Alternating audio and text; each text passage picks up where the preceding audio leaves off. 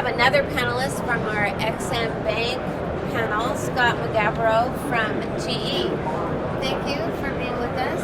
We had an amazing crowd to come and hear your talk today with Bill. Give us the highlight of what you talked about, Scott. So thanks for having why this is important. Yeah. Thanks for having me here today. I really appreciate it. So our message out there is really to talk about the importance of XM Bank and what it means to companies within the United States. There's a lot of feeling from Congress, from senators, that XM Bank is corporate welfare, and it really is. And the best example I can give is what I was sharing with the crowd today is if you think about GE building a gas turbine or a power plant, and well, you think about the turbine itself, and all the material that goes into the turbine, the fabrication, and things like that, that all comes from the supply base within the United States.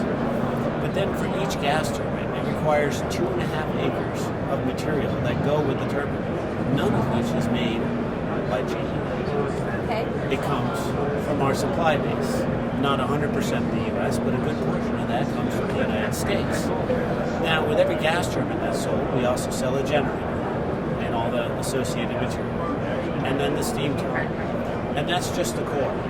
Then when you talk about the power plant itself, you're talking about the water treatment plant, all the piping, when you get into the EPC side. So when you talk about one project of XM Bank from GE, you're not just talking about jobs in a GE factory. You're talking about jobs all over the United States that are now supported by this one project. And all those jobs then, again, it's financing from other banks within the community, but it all starts from XM Bank. Do you have any numbers that you could attach to that? Specific job numbers, I can't. But what I could tell you is what they basically say is for every I think it's every 100,000. You know what? I can't. Cut that one. That's fine. We'll cut that out. No, I was just thinking because Bill said that $20 billion in financing, XM Bank financing that's being held up is really more like $100 billion. Yeah. Well, okay. So XM Bank only represents a portion of the total loan, right? So, but of that, all these other activities are going to occur, and then you have what they call as downstream financing for the various suppliers and things like that. So it's not just, again, the loan that goes to the customer, but then it's all the other follow-on loans that go with it. And again, the big thing that like I said, that I would want to get across here is that these projects are going to get done. The question is whether they're going to get done within the United States, or do they get done in other foreign countries with other ECA financing, because that's the only way these projects get done. $1 billion project gets done with ECA financing, not from your local hometown bank. Exactly.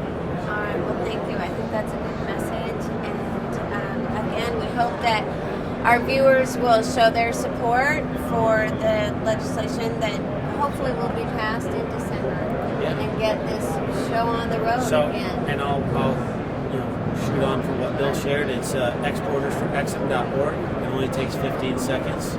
I've gone out there, I've done it, and we really need the support to get this passed. Excellent. Thank you so much.